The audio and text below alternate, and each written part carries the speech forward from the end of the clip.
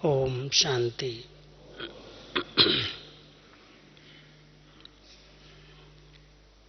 संगम युग पर मीठे बाबा ने हम सबको ज्ञान रत्नों से खेलने का सौभाग्य दिया है। सतयुग में तो स्थूल रत्नों से खेलेंगे, लेकिन संगम युग ही है जब अविनाशी ज्ञान रत्न जो स्वयं भगवान हम सबको दे रहे हैं, उन रत्नों से खेलने का हमें सौभाग्य मिलता है। आज हम एक ऐसे विषय पर चर्चा करेंगे, रूह रियान करेंगे, जो हर ब्राह्मण आत्मा के लिए अति आवश्यक है। क्योंकि जिस दिन से हम बाबा के बनते हैं तो बाबा कहते हैं कि जो बाप को पहचान लेता है उसके साथ साथ माया भी उसका पीछा करती है, सामना करती है, और नए नए प्रकार से जिस प्रकार से हम बाबा को अथवा माया को पहचानते हैं, माया अपना और भी अंदर से रूप बदल करके नए नए रूप में आती है। उसके बहुत वैरायटी स्वरूप हैं, क्योंकि माया का साम्राज्य चल रहा है। तो माया के साम्राज्य में अति के वातावरण में जब पांचों विकारों का और प्रकृति के पांचों तत्वों का फुल फोर्स है, ऐसे समय में बाबा के बच्चे हर विघ्न का सामना भी कर सकें और विघ्न विनाशक की स्थिति में भी रह सकें, उसके लिए बाबा अपनी शक्तियां तो हम सबको देते ही हैं।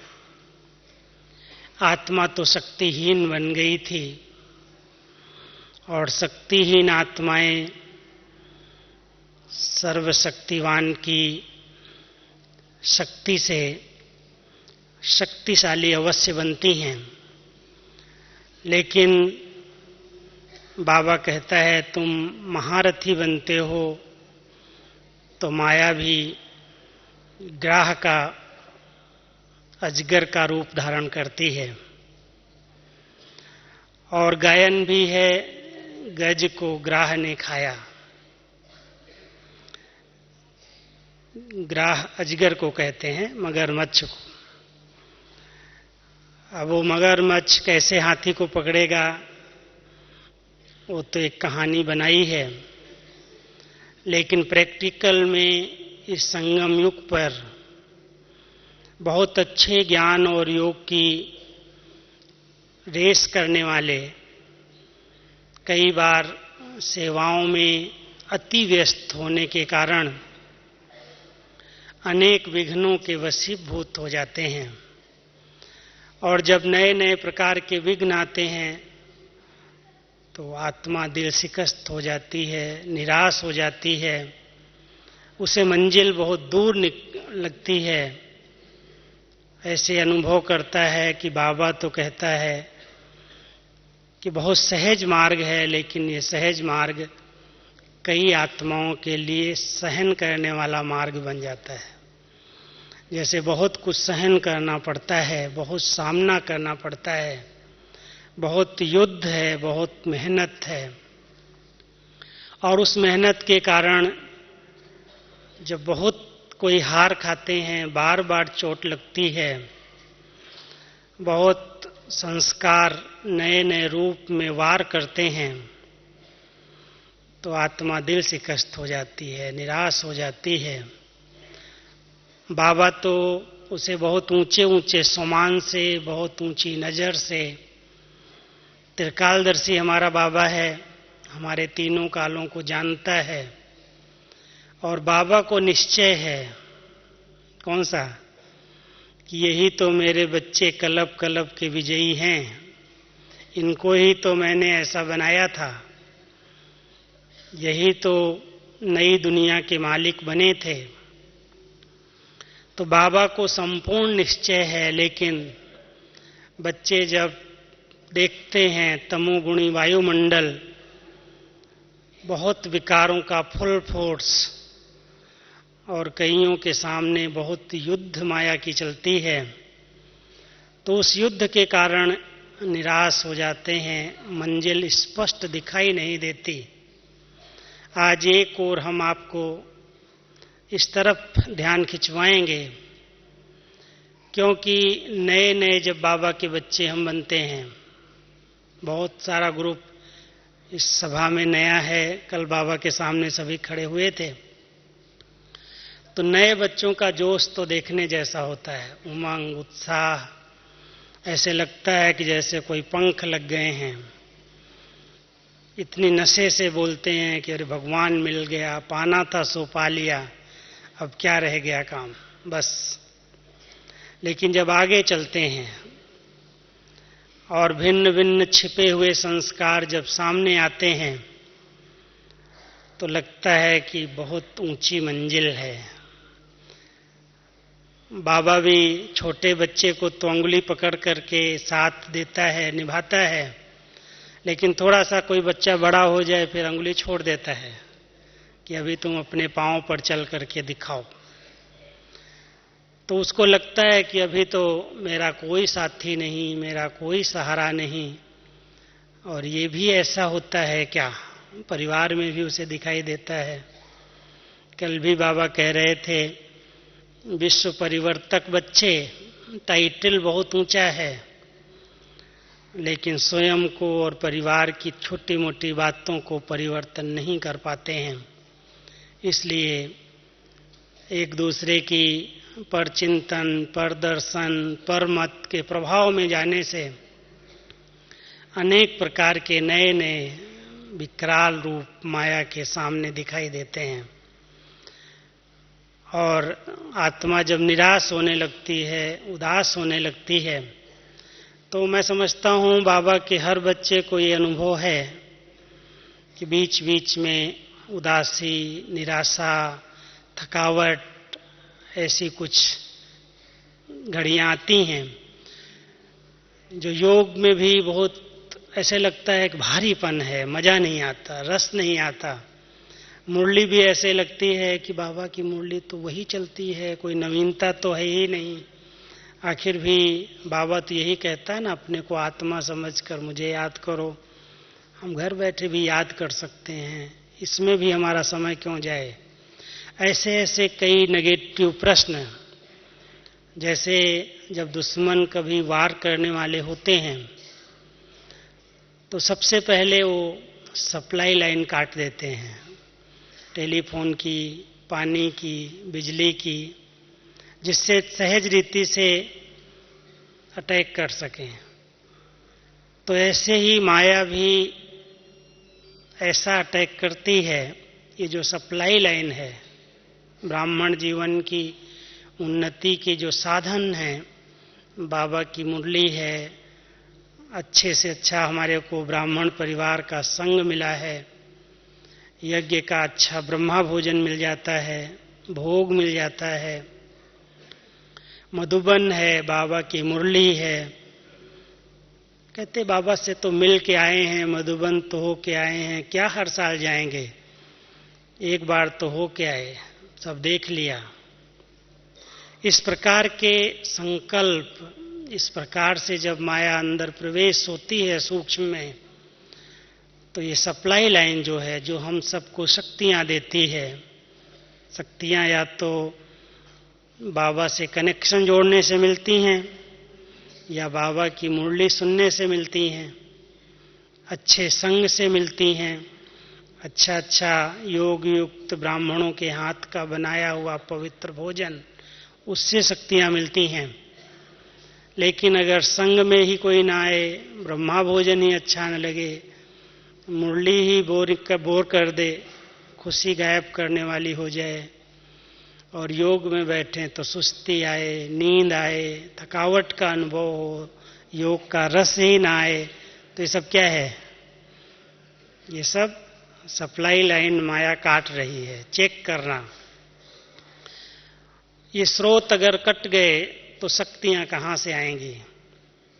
इसलिए विघ्नों के कारण आज सबसे पहले हम उस पर ध्यान दें। सबसे पहला कारण एक नजर आता है जिस पर बाबा हम सबका ध्यान खिंचवाते हैं, व्यक्त और व्यर्थ बातें, या कोई भी छोटी मोटी बात, कोई भी संस्कार, उसका अधिक चिंतन और वर्णन। हम कई बार बहुत छोटी बात को इतना सोच लेते हैं, इतना अंदर अंदर चिंतन कर लेते हैं, जो एक बोझ बन जाता है। बाबा तो कहता है उल्टी और सुलटी, व्यर्थ हो या समर्थ हो, लेकिन किसी भी सोच का अधिक चिंतन नहीं चाहिए, अधिक विस्तार नहीं चाहिए। नहीं तो अगर कोई पॉजिटिव भी सोचने लगता है, बहुत अच्छे अच्छे चिंतन जब चलते हैं और अधिक विस्तार में चला जाता है, तो भी उसकी नींद फिट जाती है, उसकी दिनचर्या अपसेट हो जाती है, और व्यर्थ तो नुकसान करता ही है, वो तो हम सभी अनुभवी हैं। बाबा हम सबको व्यर्थ सोचने से ही कहता है, बच्चे पहले तो व्यर्थ सोच को बंद करो। और व्यर्थ कहाँ से आया, उसकी उत्पत्ति कहाँ से हुई, उसका जन्म कहाँ से हुआ, उस पर हम सबका ध्यान जाना चाहिए। क्योंकि अगर हम इन नेत्रों से, इस दृष्टि से, जैसे हम मुख से भोजन करते हैं, ऐसे दृष्टि भी जो कुछ देखती है वो उसके चिंतन में चला जाता है, उसके मन का वो भोजन बन जाता है। तो देखने का प्रभाव, सुनने का प्रभाव, हम जिस साथ में संग में उठते बैठते हैं उनकी बातों का प्रभाव कई बार आत्मा की आंतरिक स्थितियों को खराब कर देता है और व्यर्थ सोचने की आदत बन जाती है।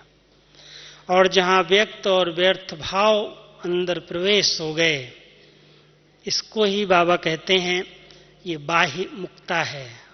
एक है अंतर मुक्ता और एक है बाह्य मुक्ता।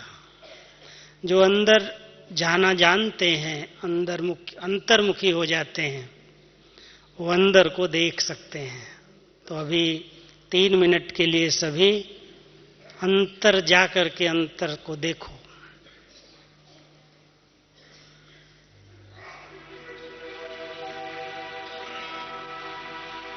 प्रेम से बस दो घड़ी,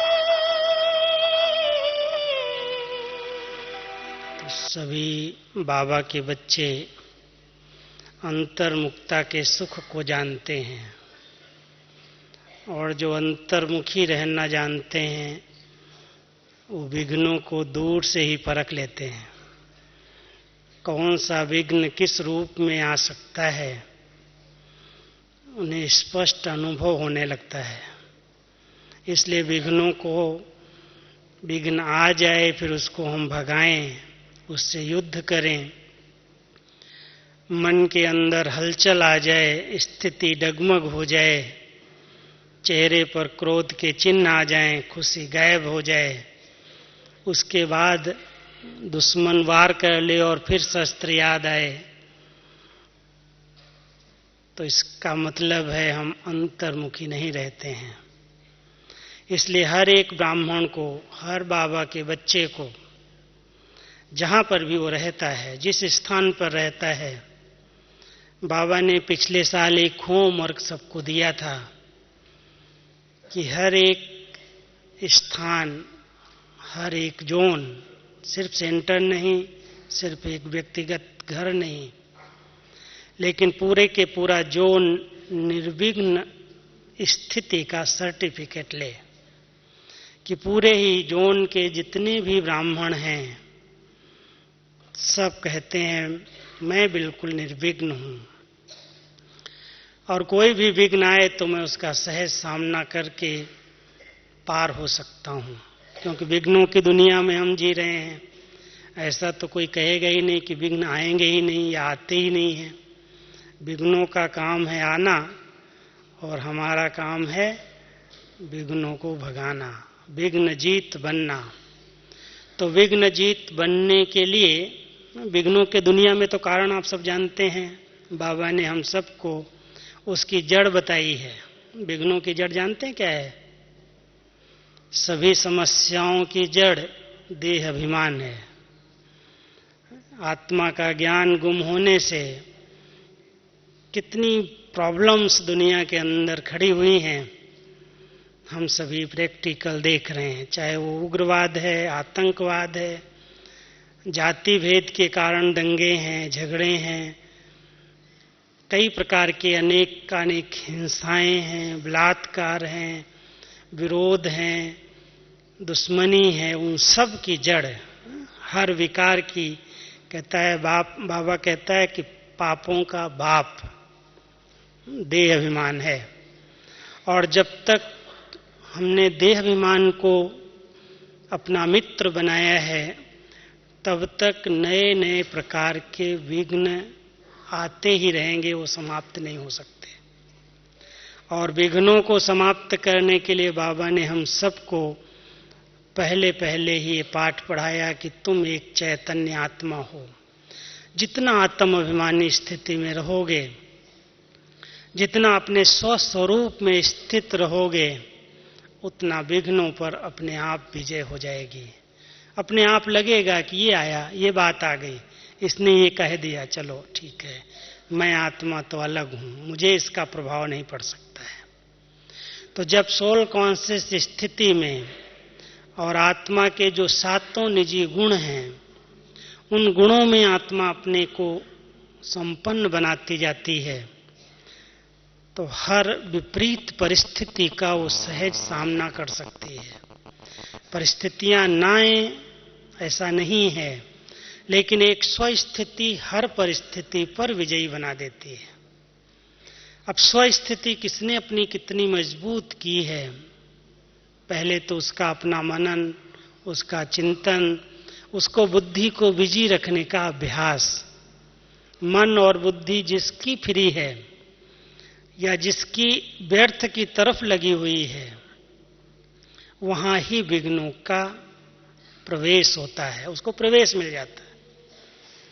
तो इसलिए बाबा ने हम सबको ज्ञान और योग के अंदर व्यस्त रहना सिखाया है। खूब अच्छी तरह से व्यस्त रहो, बाबा की मुरलियों का अच्छी स्टडी करो, इधर उधर की पुस्तकें पढ़ने की जरूरत नहीं है। बाबा का इतना साहित्य है, मुझे तो पर्सनल लगता है शायद 36 साल में मैंने पढ़ने के सिवाय, लिखने के सिवाय, सेवाएं भले वैरायटी मिली हैं, लेकिन ये इतनी सेवा बाबा ने मुझसे कराई है जो दिन रात ऐसे लगता है कि अंदर चिंतन ही वो बन गया है। ज्ञान ही चिंतन में है, ज्ञान ही वर्णन में है, ज्ञान के सिवाय कुछ भी नहीं है। तो ये एक हॉबी भी होती, आदत भी होती है। ड्यूटी तो मिली लेकिन एक आदत बन गई। इसलिए अभी भी जब समय मिलता है, अपने पास इतनी अच्छी अच्छी पुस्तकें हैं, ज्ञानामृत में इतने अच्छे अच्छे लेख आते हैं, जगदीश भाई के लिखे हुए इतने अच्छे अच्छे ग्रंथ जैसी पुस्तकें हैं, पढ़ते जाओ, एक एक बात स्पष्ट होती जाती है, बुद्धि भरपूर हो जाती है। तो हम सबको इतना अच्छा खजाना दिया है जो हम बुद्धि को श्रेष्ठ स्मृतियों से समर्थ रख सकते हैं। और समर्थ है आत्मा तो जैसे कोई शक्तिशाली शरीर से भी होता है। तो वायुमंडल में अगर ठंडी है, शीतलहर चल जाती है, तो मजबूत शरीर वाले को जल्दी सर्दी जुकाम नहीं होता है, छोटी मोटी बीमारियां उसको जल्दी अटैक नहीं करती हैं। लेकिन जो कमजोर होते हैं वो तो थोड़ा भी हवा पानी चेंज हुआ क्या होगा, उसी समय बिस्तर पकड़ लेंगे। तो बाबा कहता है अगर तुम बच्चे शक्तिशाली बन करके रहते हो, शक्तिशाली बनने के लिए तो हम सभी जानते हैं अच्छी खुराक और एक्सरसाइज, अच्छा भोजन जो खाते हैं, शक्तिशाली भोजन, लेकिन भोजन खाएं और एक्सरसाइज न करें, हजम न करें तो भी बीमारियां हो जाएंगी। इसलिए शक्तिशाली भोजन बाबा की मुरलियां हैं, ज्ञान का चिंतन है, मनन है, अच्छा भोजन हमको बाबा देता है। और ये भोजन जिस आत्मा को आदत बन गई है खाने की, जैसे हमारी दादी जी थी, कितनी बार मुरली पढ़ती, जब रात को नींद खुल गई अपना लैंप जलाया और पढ़ना शुरू कर दिया। आज दादी जानकी मेरे को कह रही थी कि जब बाबा चले गए तो बाबा के जाने के बाद मैं आई तो मैं सारा पत्र पुष्प तुम्हारा पढ़ डाला, जो तुमने भेजा सेंटर पर सब पढ़ा। इतनी आदत कि रात को भी अगर समय मिल गया तो जो खजाना है उसको अच्छी तरह से पढ़ लिया, मनन कर लिया, चिंतन कर लिया। जब नींद खुल गई, जब उठ गए, जब बैठे हैं, जब फ्री हैं, इधर उधर की पुस्तकें या टीवी सीरियल देखने की आदत अगर किसी को हो तो आप समझते हो उसके अंदर आजकल क्या परोसा जा रहा है। वही तो विघ्नों की सारी जड़ है, सारी समस्याओं की जड़ है, जो आज गंदे गंदे चित्र हम टीवी में देख लेते हैं, हिंसा के चित्र देख लेते हैं, बलात्कार के देख लेते हैं, गंदगी के देखते हैं। उनका प्रभाव कोई कितना भी कहे, कितना भी योगी कहे कि मेरे ऊपर कुछ नहीं पड़ता है, लेकिन जो कल बाबा ने कहा है कि मैं जनवरी तक तुम बच्चों को मन, वचन, कर्म और स्वप्न तक भी पावन देखना चाहता हूं, वो तभी हो सकता है जब हम सभी कुछ प्रतिज्ञा करें, कुछ संकल्प करें। सिर्फ अमृत वेले उठ करके आप बैठ गए और थोड़ी चेकिंग किया और फिर सो गए, या फिर अपनी कारोबार में लग गए, दृढ़ता से संकल्प नहीं किया है तो ये अपवित्रता के विघ्न से मुक्त नहीं हो सकते हैं। और जहां पर अपवित्रता का कोई भी अंश है, आप सभी नोट कर लें, जहां पर दैहिक आकर्षण है, जहां पर कोई भी लगाव है, झुकाव है, आत्मा किसी की तरफ भी प्रभावित है, वहां ही सब प्रकार के विघ्न खड़े होते हैं। मनमुटाव होते हैं, टकराव होते हैं, एक दूसरे से नफरत होती है, घृणा होती है, द्वेष हो जाता है। जितनी समस्याएं हैं उन सब की जड़ इम्प्योरिटी है, अपवित्रता है। मानसिक अपवित्रता भी विघ्नों को जन्म देती है। इसलिए हमारे पवित्र विचार, शुद्ध विचार तभी बन सकते हैं जब हम बहुत अच्छी तरह से बाबा के ज्ञान को घोट घोट करके अपने आप को शक्तिशाली बना लें। और दूसरा, बीच बीच में एक्सरसाइज जरूरी है। ये जो बाबा ने 5 स्वरूपों की एक्सरसाइज बताई है वो इतनी बढ़िया है, इतनी अच्छी है। करने का अभ्यास डालना, आदत डालना, सिर्फ ऐसे नहीं बाबा ने तो कहा है समय मिलेगा तो कर लेंगे, नहीं, हर प्रकार से आपके स्वास्थ्य के लिए, मानसिक स्वास्थ्य के लिए ये एक्सरसाइज बहुत अच्छी है। अभी अभी आकारी, अभी अभी साकारी, अभी अभी निराकारी। सेकंड भी नहीं लगता है, संकल्प उठा और आत्मा डिटैच हो जाती है। कभी साकार वतन में अपने ऊंचे भाग्य का स्मरण करती है, अपने पूज्य स्वरूप को देखती है, कैसे भक्तों की लाइन लगी है, कैसे मैं आत्मा अपनी मूर्ति के द्वारा अन्य आत्माओं की मनोकामनाएं पूर्ण कर रही हूं। पूज्य स्वरूप भी बहुत शक्तिशाली है और वर्तमान तो क्या भाग्य है हम सबका, हम सभी जानते हैं। भगवान की नजरों में पल रहे हैं, भगवान की छत्र छाया में हम पल रहे हैं। हमें गाइड भी कर रहा है, पढ़ा भी रहा है, सकाश भी दे रहा है, वतन से बैठ करके अपनी शक्तियां भी दे रहा है। हम सब ब्राह्मण जीवन के भाग्य को अगर स्मृति में लाते हैं तो लगता है सचमुच कहाँ है दुनिया और कहाँ है हम, कैसे भगवान हमारी पालना कर रहे हैं। तो गाइड बन करके एक एक बात के लिए कोई गाइड करे, बच्चे ऐसे उठो, ऐसे बैठो, ऐसे चलो, ऐसे घर में रहो, ऐसे अपने आप को विकारों से, बुराइयों से, तमोगुणी वातावरण से सेफ रखो। हर बात के लिए श्रीमत दे रहा है, गाइड कर रहा है। तो हम सबका ब्राह्मण जीवन का कितना ऊंचा भाग्य है, और हमारा भविष्य पद देव पद कितना महान है कि हम ही आदि स्वरूप और अनादि स्वरूप।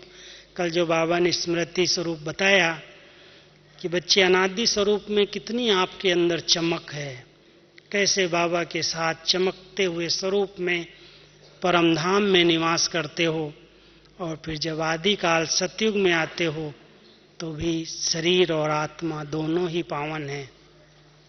इतनी प्यूरिटी की लाइट है, इतनी शक्ति है, जो कोई विकार कोई विघ्न सामने आता ही नहीं है।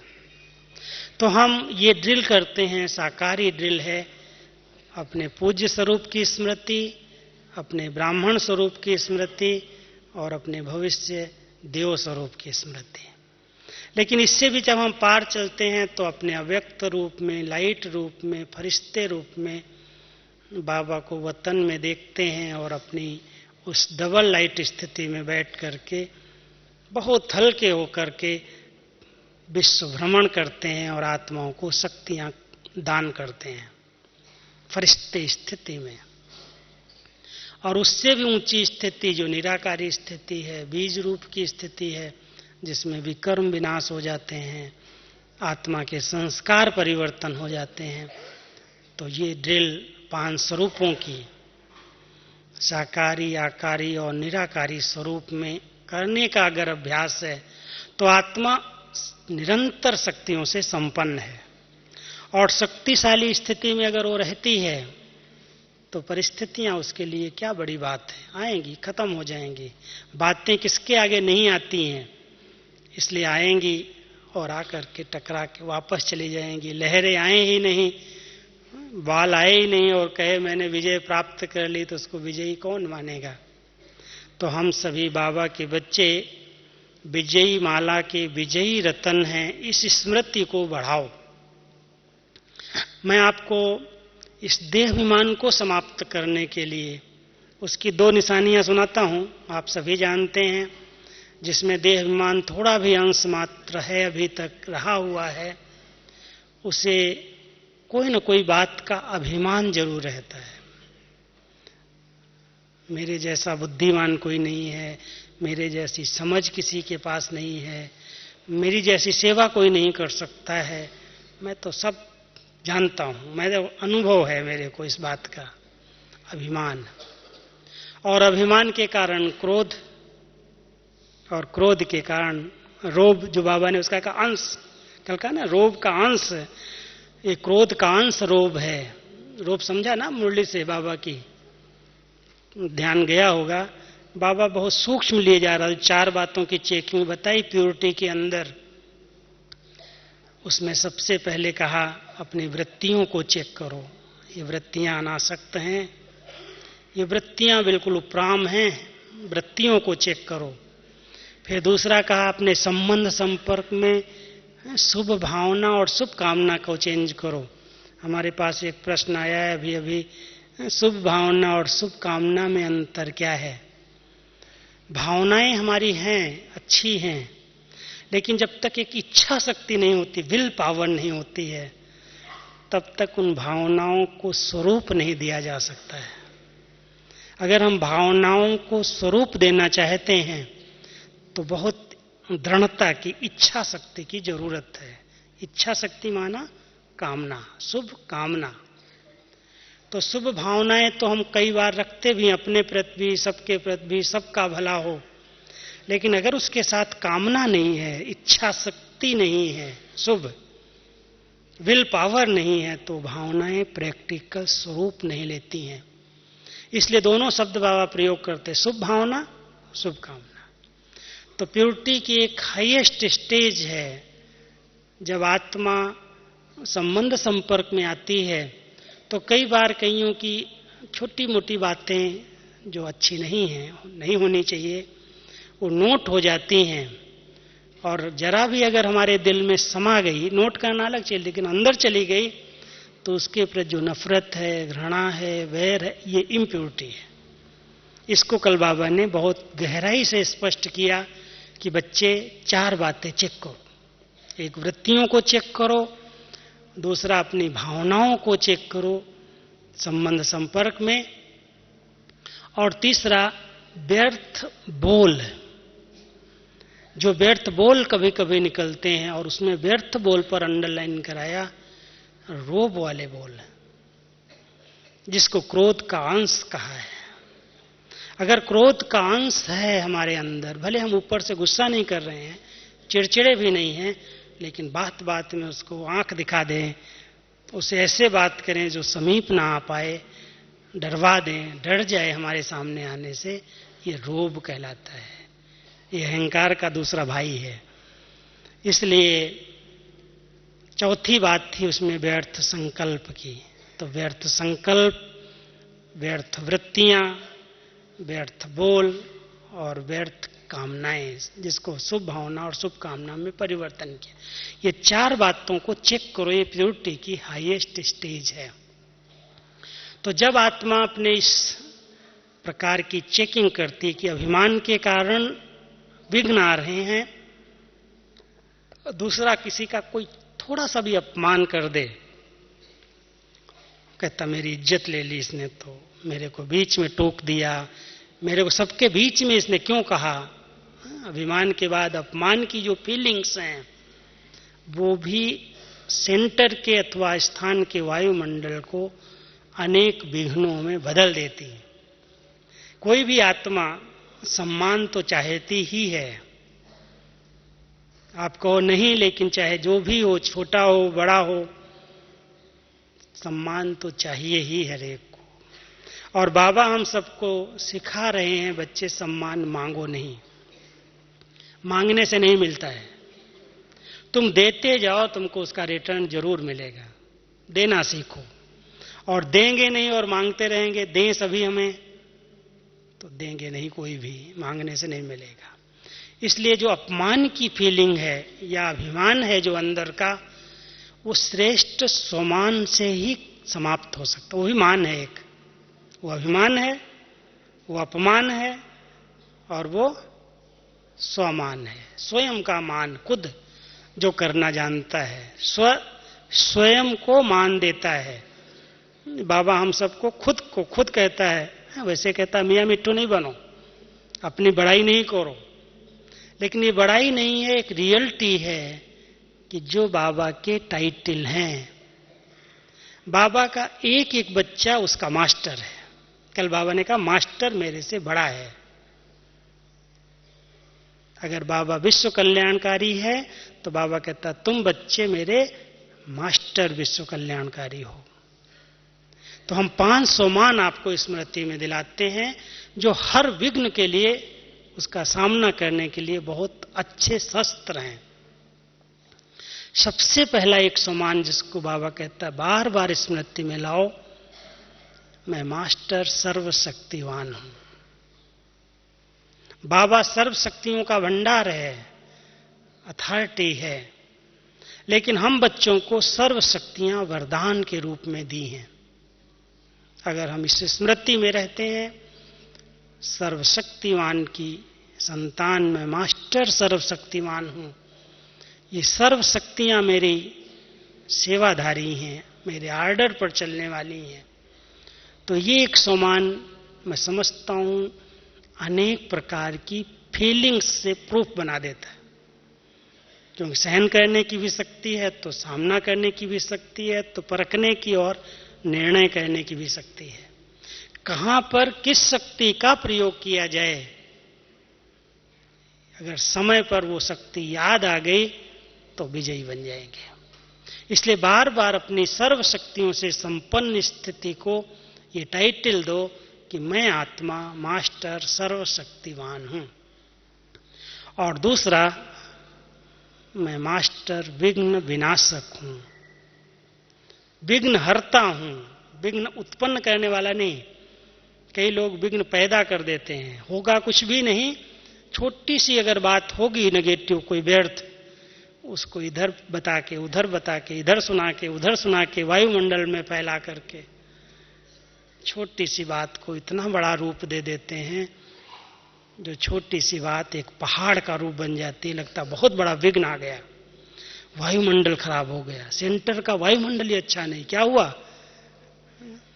बात छोटी सी थी, कोई बात हुई, किसी को अच्छी नहीं लगी और उसने 10 लोगों के आगे वर्णन कर दिया, विघ्न खड़ा हो गया, समस्या आ गई, सेंटर का वायुमंडल भारी हो गया, अच्छा ही नहीं लगता। अब स्मृति स्वरूप आत्मा बन जाए कि मैं मास्टर विघ्न विनाशक हूं, मैं विघ्न हरता हूं, मैं विघ्न करने वाला नहीं हूं। अगर कोई विघ्न है भी तो मैं नॉलेजफुल हूं। विघ्न विनाशक कौन था? श्री गणेश। हर बात में कोई भी कार्य प्रारंभ करेंगे, घर में भी प्रवेश करेंगे, बही खाता भी रखेंगे, कुछ भी करेंगे तो श्री गणेश निकालेंगे, स्वास्तिका बनाएंगे और उसको कहेंगे श्री गणेशाय नमः। श्री गणेश को विद्यापति माना गया है, विघ्न विनाशक माना गया है। लंबी सूढ़ परखने की निशानी है, परख लेता है जो दूर से ही कौन से विघ्न आ सकते हैं। फिर पेट बड़ा है, समा लेता है अंदर, वर्णन नहीं करता है। विघ्नों का वर्णन, मनन चिंतन विघ्नों को बड़ा रूप दे देता है, वायुमंडल को खराब कर देता है। कोई भी विघ्न है उसको बाबा कहता है सब विघ्नों को समाप्त करने की तुम्हारे पास रामबाण औषधि है। जानते हो, है औषधि सबके पास, रामबाण औषधि है। किसी भी स्थान पर किसी भी प्रकार का विघ्न हो, चाहे वो इविल स्पिरिट्स का हो, भटकती हुई आत्माएं बहुत प्रभाव डालती हैं, चाहे तंत्र मंत्र का भी किसी के आगे विघ्न आ गया हो, चाहे अपने संस्कार स्वभाव का विघ्न आ गया हो, चाहे किसी से वैर विरोध का टकराव का विघ्न आ गया हो, कोई आपके आगे दुश्मनी लेकर के आए, आपका दुश्मन बन करके आए, आपको सताने के लिए आए, कई सेंटर्स के मकान खाली कराने के लिए कोई मकान मालिक पीछे पड़ जाए, कुछ भी हो, हर विघ्न की रामबाण औषधि है। कौन सी? बोलो माताएं, है आप सबके पास? बस बाबा की याद की गुफा में बैठ जाओ, योग का प्रयोग करो। योग की शक्ति, बाबा की याद, बाबा की स्मृति हर विघ्न को हर लेगी। लेकिन याद की विधि यथार्थ हो, स्वार्थ वाली याद नहीं। बाबा इस विघ्न को समाप्त कर दो, स्वार्थ से याद नहीं करो। लेकिन ऐसे बाबा के योगी बच्चे, उनका एक संगठन होना चाहिए। जैसे विरोधियों का एक संगठन बन जाता ना, फटाफट बना लेते हैं अपना संगठन। अगर एक कोई नाराज हो जाए तो दूसरा अगर थोड़ा सा कोई अपसेट होगा, कमजोर होगा, कोई संस्कार होगा तो उसके संगठन बना लेगा वो। नेगेटिविटी का संगठन, नकारात्मक लोगों का संगठन बनना बड़ा सहज हो जाता है। लेकिन जो एक पॉजिटिव संगठन है, जो अच्छे चिंतन में रहने वाला है, जो योगियों का संगठन है, हर स्थान पर हमारी जो दोस्ती है, हमारा जो प्यार है, ऐसे योगी श्रेष्ठ चिंतन करने वाली आत्माओं के साथ होना चाहिए। वो सभी बैठ करके आधा घंटा, 1 घंटा ऐसे विघ्न को समाप्त करने के लिए तपस्या करें, और इसी स्मृति से तपस्या करें कि मैं विघ्न विनाशक आत्मा हूं। बाबा ने हमें ड्यूटी दी है कि योग की किरणें इस शक्ति को फैलाएंगी, ये वाइब्रेशन फेंकेंगी और ये विघ्न हट जाएगा, खत्म हो जाएगा। तो हम हर विघ्न को योग की शक्ति से, योग की किरणों से समाप्त कर सकते हैं। ये हम सब के अनुभव हैं और हम सब ने देखे हैं। यहाँ पर कोई भी विघ्न कभी भी यज्ञ पर आया है, दादी जी ने संगठित रूप में पूरी रात हम सब से भट्टी कराई है। कुछ नहीं वर्णन किया, कुछ किसी को बताया नहीं, लेकिन कहती थी आज 1 बजे सभी उठेंगे। क्यों, क्या हुआ? दादी के क्यों क्या नहीं करो, आज रात भर योग करना है, जल्दी सो जाओ, 3 घंटे 2 घंटे सो करके सब फ्रेश होकर के आ जाओ। रात को 1 बजे योग की भट्टी शुरू हुई, दादी खुद आके बैठ गई, कमेंट्री करा रही है, योग की किरणें दे रही है, और 5 बजे तक सब ने योग किया। 1 दिन 2 दिन 3 दिन ऐसी जब भट्टियां हम करें तो विघ्न अपने आप समाप्त हो जाएंगे। अगर ज्यादा बड़ा विघ्न है तो बाबा कई बार कहता है 21 दिन तक प्रयोग करो, ये भी एक व्रत है, व्रत लो, विघ्न समाप्त हो जाएंगे। लेकिन विघ्न है, इधर सुनाया उधर सुनाया, 10 पेज का पत्र मधुबन में लिख दिया, दादी को लिख दिया, कोई पढ़ता नहीं, फाड़ के फेंक देते। क्या करेगा दादी, क्या करेगा यज्ञ? उसका हल इनके पास क्या है, कहां है? विघ्न आपके पास है और हल यज्ञ करेगा, कहां से करेगा? आपको उस विघ्न को विघ्न हर्ता बन करके हर लेना है, और उसके लिए श्रेष्ठ चिंतन करने वाली आत्माओं के संगठन की जरूरत है। 5, 10, 15 जितने हो, नहीं ज्यादा है, 2 लोग भी मिलकर के मौन की तपस्या करो, 1 दिन 2 दिन बिल्कुल बाबा की याद में समा जाओ, विघ्न समाप्त हो जाएगा। तो ये एक सोमान है, मैं मास्टर सर्वशक्तिमान हूं, मैं विघ्न विनाशक हूं, और सबसे अच्छी तीसरी एक बात है, मैं मास्टर दाता हूं। मुझे कुछ नहीं चाहिए किसी से। विघ्न वहां आ रहे हैं जहां हमें चाहिए, चाहे नए हैं, चाहे मान चाहिए, चाहे सम्मान चाहिए, चाहे एरिया चाहिए, चाहे स्थान चाहिए, चाहे सेंटर चाहिए, जहां चाहिए है वहां ही समस्याएं हैं। देख लेना आप, हदें हैं। और अगर ये बच्चे बाबा के समान मास्टर दाता बन जाएं, ले जाओ भाई, आपकी एरिया है, आप ही ले जाओ, हमको नहीं चाहिए। आपका स्थान है, आप ही ले जाओ, आप ही सेवा करो। हमें जितनी स्थान बाबा ने दिया है हम उसमें ही संतुष्ट हैं। मास्टर दातापन की स्मृति, सम्मान देना सीख जाएं, सबसे निर्माण रह करके हर एक को सम्मान देना सीख जाएं, तो मैं समझता हूं बहुत से विघ्न हर जाएंगे, खत्म हो जाएंगे। जहां देने की भावना नहीं है, सब कुछ लेने की भावना है, वहां ही विघ्न आते हैं। तो बाबा ने हम सबको, जैसे बाबा दे रहा है, कुछ नहीं चाहिए बाबा को, अखुट अखंड भंडार हम सब के आगे लुटा रहा है, आता है निस्वार्थ भाव से।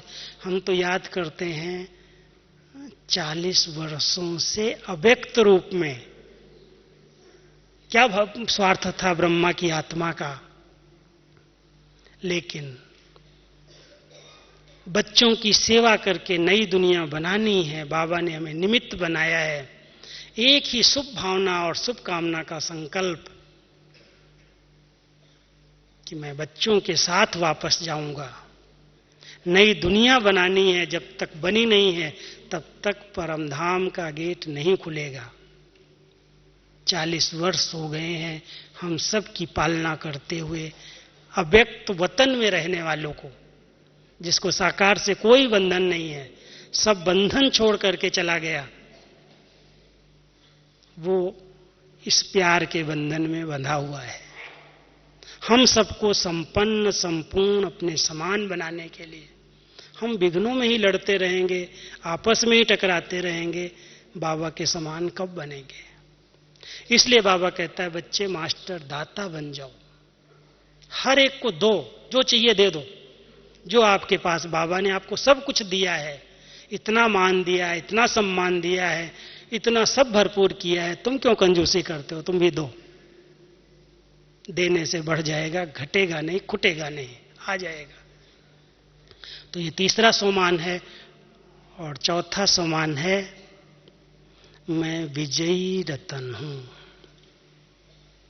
बार बार स्मृति में लाओ, माया या कोई भी रूप विकारों का मेरा कुछ भी बिगाड़ नहीं सकता।